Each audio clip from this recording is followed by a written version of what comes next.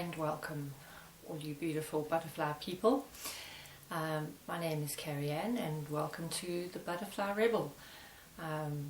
That's me.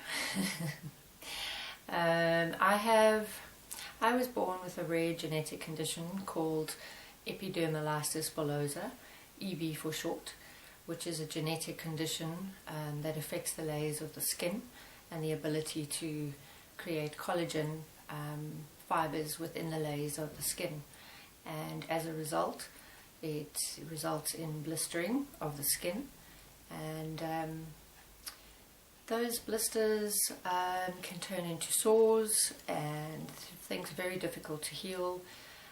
Basically means a very, very, very fragile skin, and there is no cure, there is no medical cure for it.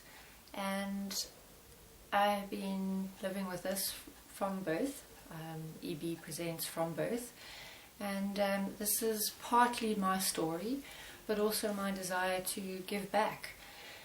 You know, it's taken me a long time to get to this point of wanting to do this, but I just figured, you know what, I have been living with this and managing this all my life. And as of the age of 5 years old, I took over the care. My mom did everything before then, helping with dressings and blisters and everything like that, and I've been doing it by myself since I was 5 years old. And the reason for the Butterfly Rebel, part of the reason for that is they often call people with EB the butterfly children or the butterfly people because of their fragile skin. And the thing is that there was little to no help available way back, and I know I mirror many stories along the same lines. The doctors just didn't know. It took 3 months to even get a diagnosis of what I had. You can imagine my mom, I was the firstborn, and my mom with her new baby didn't know what to do. Didn't even know what it was or how to treat it or anything like that. Neither did the doctors. They didn't have a clue. So basically we ended up going a very different road, and that kind of sums me up of who I am as a person. Definitely the road less travelled. Went against many later on in my life. I went against a lot of what the traditional thinking was on how to manage or treat this condition, and along the way I've learned so much about the body and how it works, and about this condition. You know, the word disease sounds, it is what it is, but for me it's more of a condition. It's than a disease. It is dis-ease. It's painful, it's difficult, it's sad and tragic. Many children don't live very long. Their life expectancy is very, very short. Depends on the severity, because there are very different severities of this condition. I personally have junctional, which is the middle version, and it mainly affects my extremities, feet, legs, hands, face, elbows, things like that, teeth. You know, I decided to do these videos because I remember from what my mom said, how alone and powerless you feel having a new child with a condition that is so rare that there's not much known about. And you know, as you grow up, you learn the different aspects of it, because it's not just a physical condition. It is extremely visible, and it affects you physically terribly, but there's also the psychological aspects that come into it. You know, it's multifaceted, and all the various challenges that you face along the way. Well, like for instance, I was not allowed to attend regular school in the beginning. they would not allow me because they thought it was contagious, or that it might be contagious, and they also didn't want to take on the responsibility of having a child that was so, dare I say, fragile. And my mom had to get various doctor's letters and stuff like that just to let me, so I could attend school. And then at school, my feet were so badly affected, and the blistering was so bad, I would at times miss 160 days of the school year. And then there were other days where I went to school in a child's, like you'd normally play with dolls, like a little pram. My classmates used to push me around in that all day because I couldn't walk. And because it affects your hands as well, it's very difficult to use a wheelchair. And besides, I'm very stubborn, and maybe had a little bit too much pride, and I did not want to. It's like, for me, it was a case of using a wheelchair was like accepting defeat.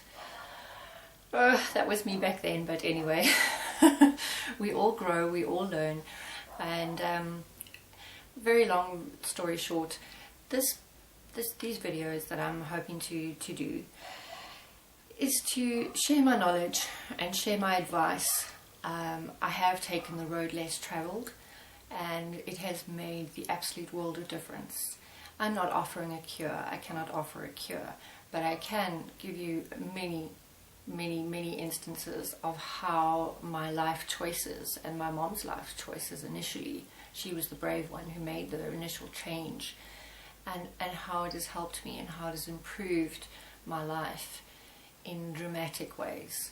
Slow at times, but dramatic ways when I think back of what I was like then and what I am now. And that's the whole thing, is the vibrancy and the quality of my life is just, it's night and day. And my very brave mom, at the age of, I was 14 and a half at the time, absolutely fed up with medications, because all they knew how to do, and I believe that this is still very much a treatment today. It was just antibiotics and cortisone. And it was getting to a point where the doctors just wanted to put me on a maintenance course because I was not responding anymore. I mean, we know now that it is not a good idea to live on antibiotics, but they didn't know that then. And it was just one antibiotic after another, because you can imagine, with open wounds all over your body, the risk of infection is huge. And so it was one antibiotic, and then the next, and the next, and the next, and the infections were just not responding. My body just refused to respond to them anymore. So my very brave mom went against every bit of advice that she was given by the doctors, and she took me to see a naturopath. And it was the most incredible decision she could have ever made for me and for her, because I personally have found natural medicine to be a huge help. You know, there are options out there, and I think that's what happens when, from what my mom said, you know, you're so afraid of going against what the doctors and the professionals say. You don't want to risk it because you're so afraid. Well, this is kind of why I want to come in and tell you that there are other options available to you, and they can make a huge difference. To give you an example, since I started with this lady, this naturopath that I went to when I was 14 and a half, to this day, and I'm now 42, I've had 4 antibiotics in all that time. And the interesting thing is that none of them were for my skin. None of them were to keep the skin infection under control.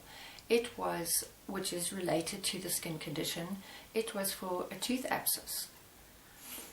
And even now, I mean, the last time I had an antibiotic was, my last one was probably about if memory serves, 4 or 5 years ago, because since my last antibiotic I've learned even more, and now I can start feeling a tooth abscess maybe coming on, and I don't need an antibiotic for it. And cortisone for me personally just did not work at all. It was okay-ish while I was on it, and then the minute I came off of it, my skin just flared up 10 times worse than what it was before. So I want to cover sort of varying topics of what's worked for me, what's helped for me, and what can maybe help with you as well. This is for parents, this is for patients. Whoever wants to listen, just know that there is some help and that there is life after EB.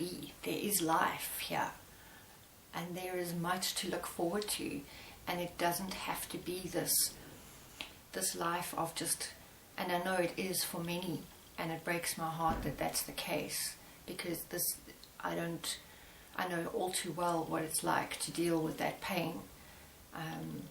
Every day is a different day. The pain varies from time to time. But I've learned so much that I can manage it. Still, there are days that are just difficult, and sometimes weeks that are difficult. But for the most part, I'm not pain-free, but I manage it, and I manage it quite easily. It's become like second nature.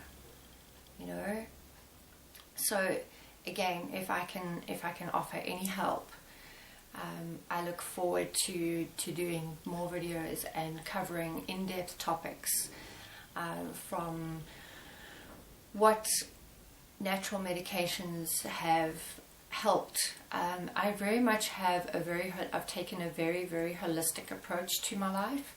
So you can't really just talk about I'm not going to, because it hasn't been my experience, but you can't just talk about one area and not the other, because they are all interconnected.